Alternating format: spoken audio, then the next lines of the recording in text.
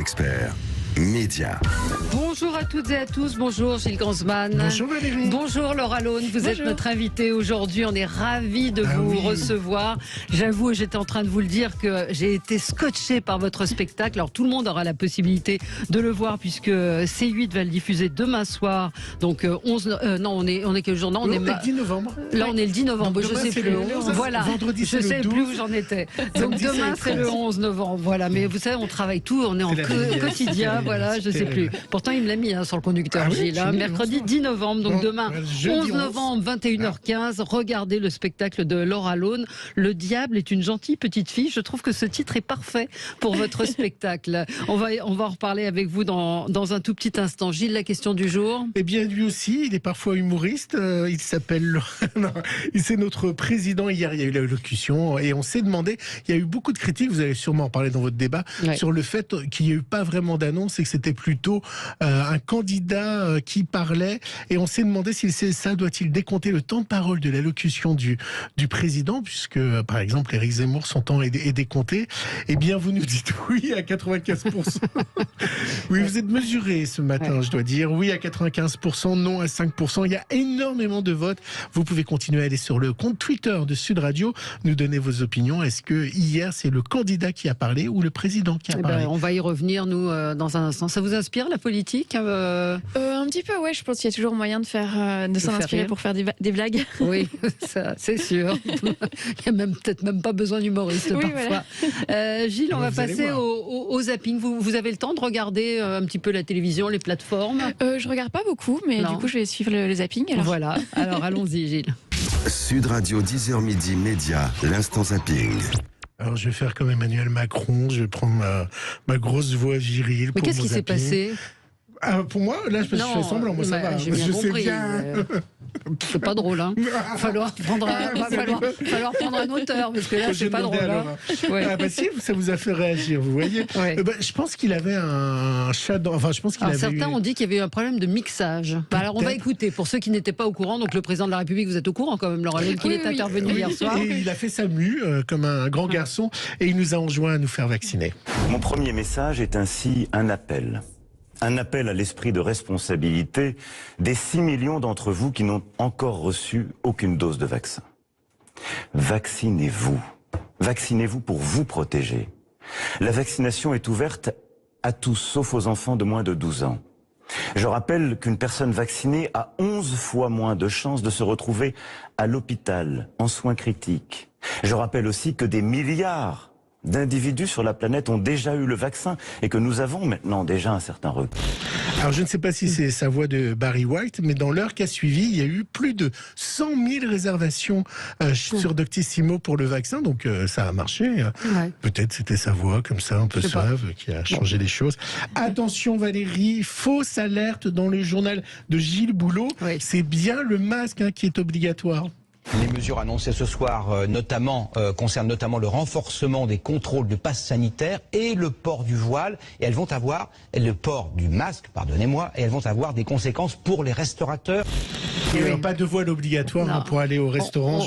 On a parfois effectivement des automatismes quand on parle des choses qu'on répète, etc. Donc voilà.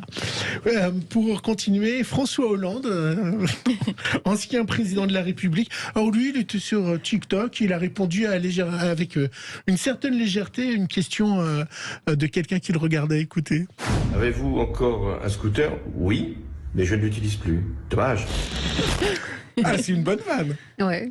C'est une bonne vanne ou pas? Mais je trouve que François Hollande, il a beaucoup d'humour, je le trouve assez drôle. Ouais. Vous l'avez rencontré? Vous l'avez déjà rencontré? Non, je ne l'ai jamais rencontré. Ouais. COP26 et pandémie, c'est pas ce qui va arrêter Apple pour nous vendre des iPhones. Peut-être la pénurie des semi-conducteurs. Quoi qu'il en soit, Tim Cook, le PDG d'Apple, qui était hier l'invité de C'est à vous sur France 5, a trouvé une solution. Vous savez laquelle, Valérie? Non. Achetez votre iPhone maintenant. Noël approche. est-ce qu'il y aura des iPhones partout dans le monde disponibles pour ceux qui veulent l'offrir? Alors oui, il y a un risque de pénurie pendant les vacances de Noël, malheureusement, et donc j'invite instamment tous les clients à faire leurs achats le plus tôt possible. Pour autant, nous devons gérer la crise des semi-conducteurs. Je suis sûr que vous en avez entendu parler, vous en avez sans doute parlé dans votre émission. Donc il faudra un certain temps avant de pouvoir surmonter le problème, mais bon, on est dessus. Ils sont forts ces Américains. Ouais, nous, plus modestement, avec Gérard Collard, notre libraire préféré, on vous encourage à acheter des livres parce que la pénurie de papier, elle s'annonce assez sévère. Donc si vous pensez offrir des livres à Noël, il faut vous y prendre maintenant. Oui. Ou alors un iPhone. Ou alors un iPhone. Vous lirez les livres sur le iPhone. Il n'y a pas de besoin de papier. C'est l'actu média dont tous les médias parlent depuis quelques jours. Les femmes agressées par Patrick Poivre d'Arvor, l'ancien présentateur du 20h. Et elle parle à visage découvert dans Libération. Il faut dire que PPDA les avait provoquées dans Quotidien en parlant de l'anonymat des témoignages. J'ai vu que des inventions, mais des inventions totales, absolues.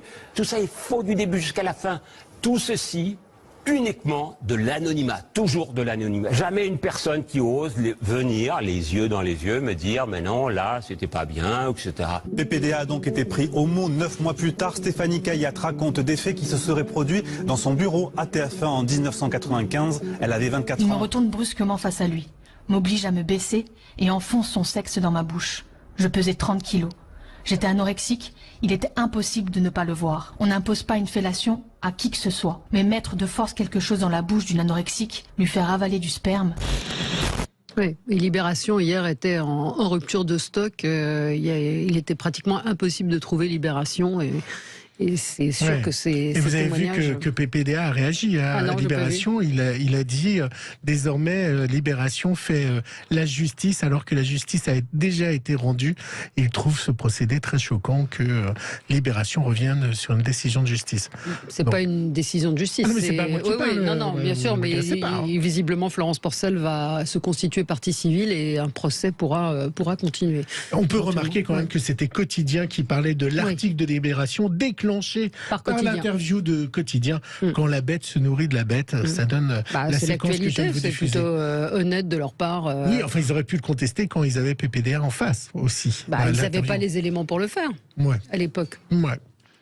Ils auraient pu ils peuvent être certains de vos concurrents, Laura, Mike Fly et Carlito. Alors je sais pas si vous avez suivi cette polémique, ils ont sorti une chanson un peu comme vous, sarcastique, qui s'appelle le TikTok Girl. Je sais pas si vous êtes au courant de la polémique.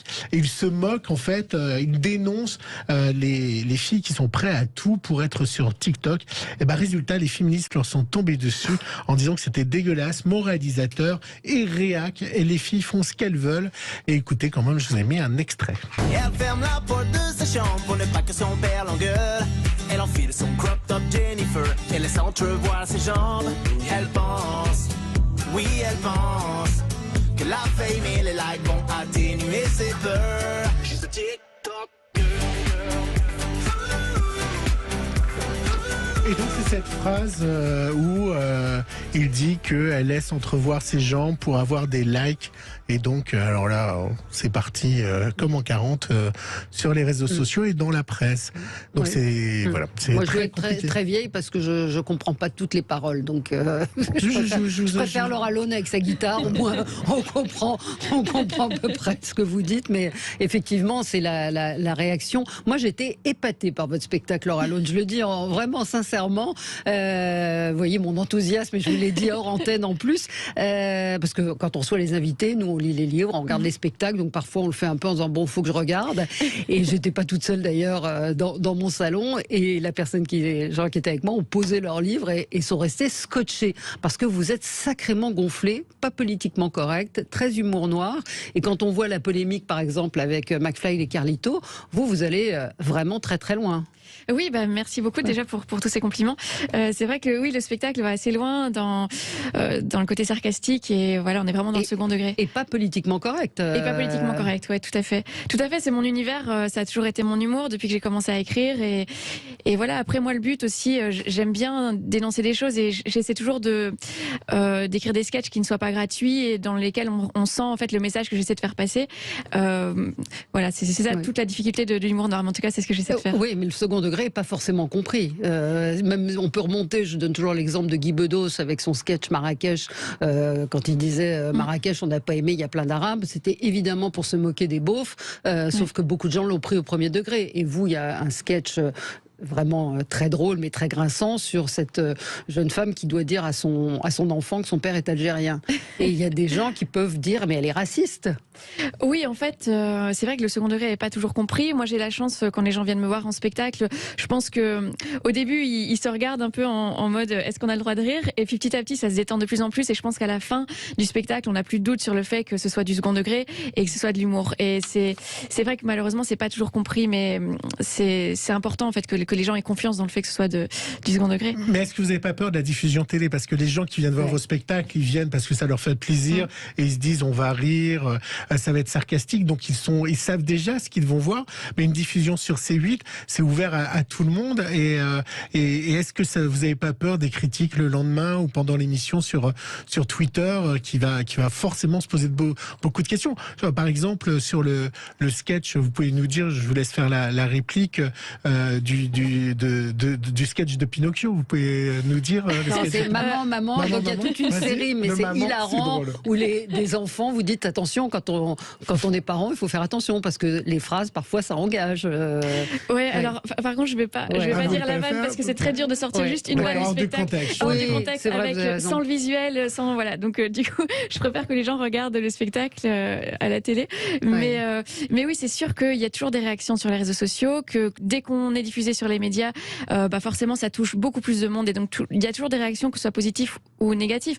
Moi je suis tout à fait en paix avec le fait que des gens puissent ne pas aimer ce que je fais, parce que je suis contente en fait de pas plaire à tout le monde, parce que je pense que ça veut dire que ce que je fais est original et on ne peut pas de toute façon plaire à tout le monde, et donc voilà, je suis vraiment en paix avec ça. Et moi j'ai surtout et vous vous dites jamais que ça ne se dit pas?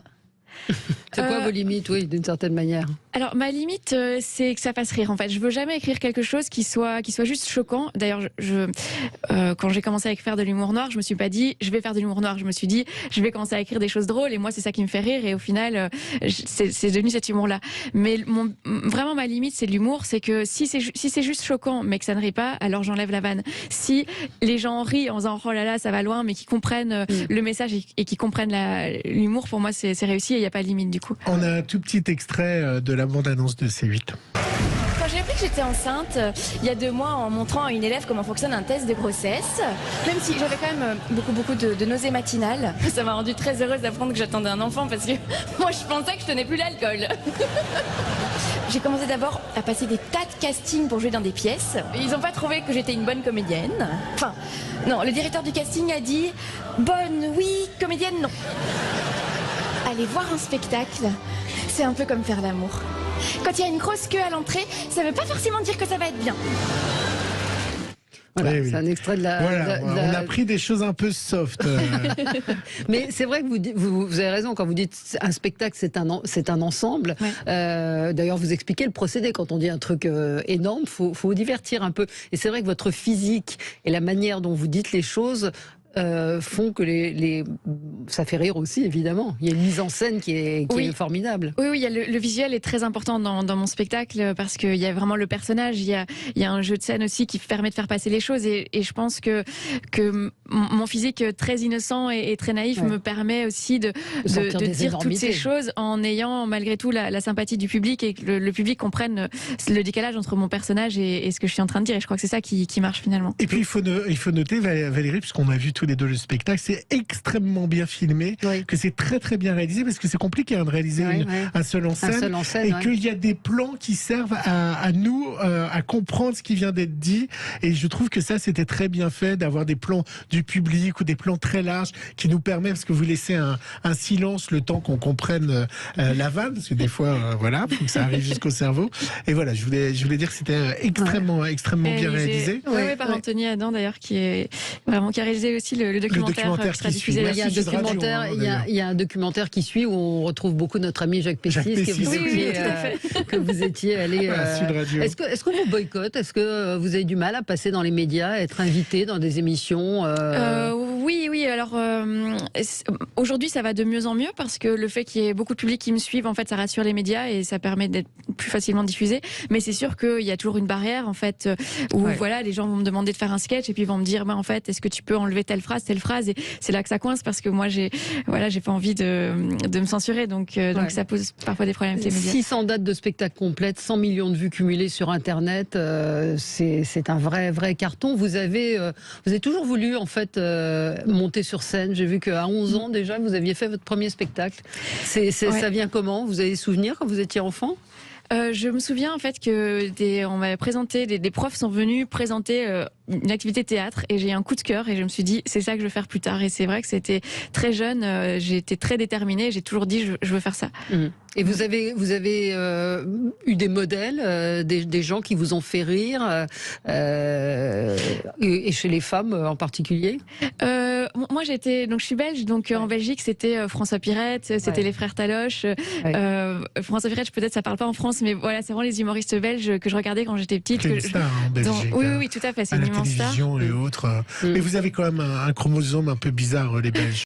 Non, mais c'est vrai, vous avez une vision. Pour avoir travaillé pour RTL TV, la Belgique, vous avez quand même une vision de la vie un peu différente. Et surtout, il y a quelque chose d'incroyable chez les Belges, c'est que rien n'est grave. Voilà, je pense qu'on se prend moins la tête que les Français. Oui, je pense qu'on a plus d'autodérision, de légèreté. Voilà, je pense qu'il y a ce truc dans l'humour, en tout cas, de pas trop se prendre la tête.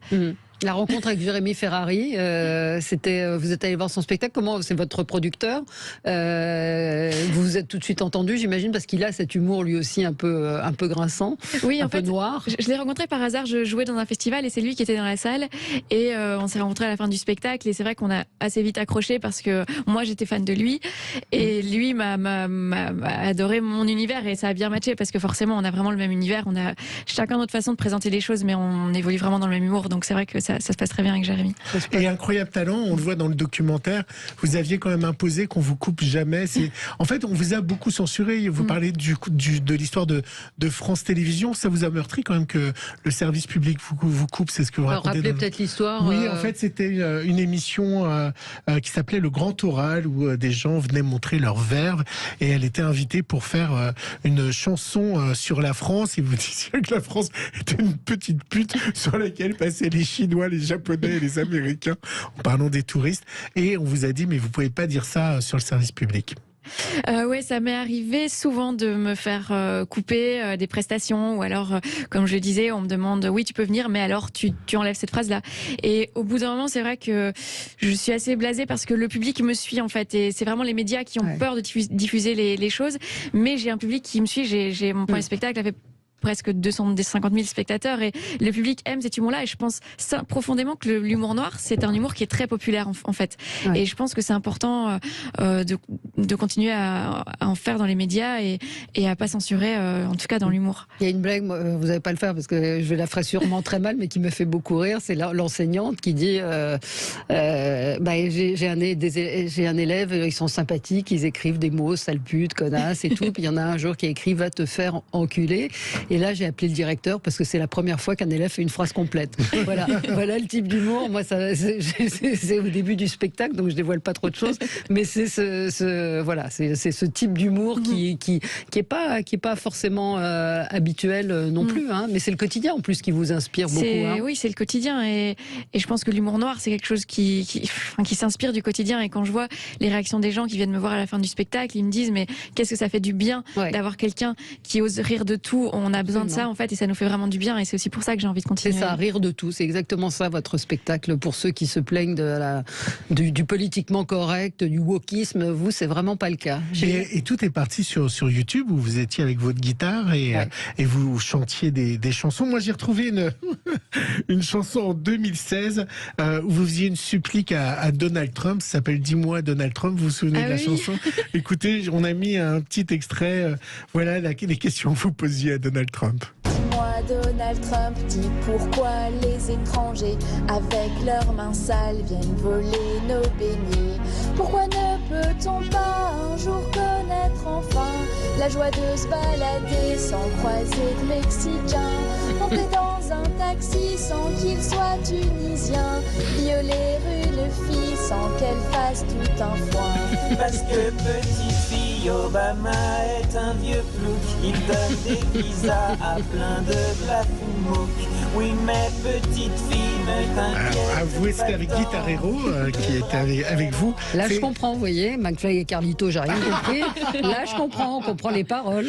C'est pas choquant de dire que les filles qui se font violer, elles se plaignent trop. Est-ce que, voilà, par exemple, est-ce que ça... C'est ça le second degré, non? C'est ça le second degré, pour moi, c'est justement... Mais est-ce que vous n'avez pas peur d'être attaqué par les féministes sur Twitter? Vous n'avez jamais été attaqué?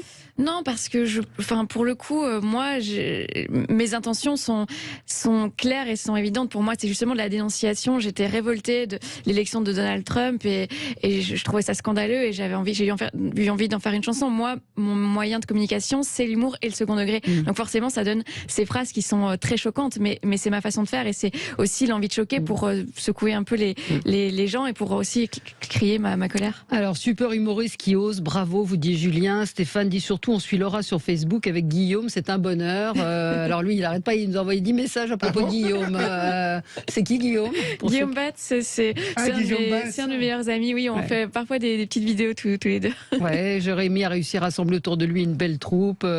On connaît l'humour de Jérémy Ferrari, nous dit Marie-Hélène. Donc Laura, c'est la même patte. Et ben regardez demain sur C8, si vous ne connaissez pas l'univers de Laura Lone. Soirée spéciale avec un documentaire qui suivra le spectacle. Mais moi, j'ai été scotché, vraiment, allez-y parce que vous verrez un spectacle drôle, grinçant, noir et à la fois léger parce que vous êtes très enjouée et très très légère. Merci beaucoup Laura Lone. Le diable est une gentille petite fille, c'est vous le diable peut-être. À voir demain sur C8, demain soir 21h15. J'espère vraiment sincèrement pour vous que ça va marcher, qu'il y aura beaucoup de monde. Mais la télé, ça rassemble d'un seul coup au moins 500 000 personnes, quoi, au minimum. Donc, j'espère et je suis très heureuse que C8 diffuse mon spectacle et puis que C8 assume aussi mon humour. Enfin voilà, j'espère vraiment que les gens seront au rendez-vous. Et ben soyez au rendez-vous demain sur C8. Merci Laura d'avoir été avec nous. Et puis nous on se retrouve dans un instant. On va parler pâtisserie avec François Perret. À tout de suite. Sud Radio, 10h midi, Valérie Expert.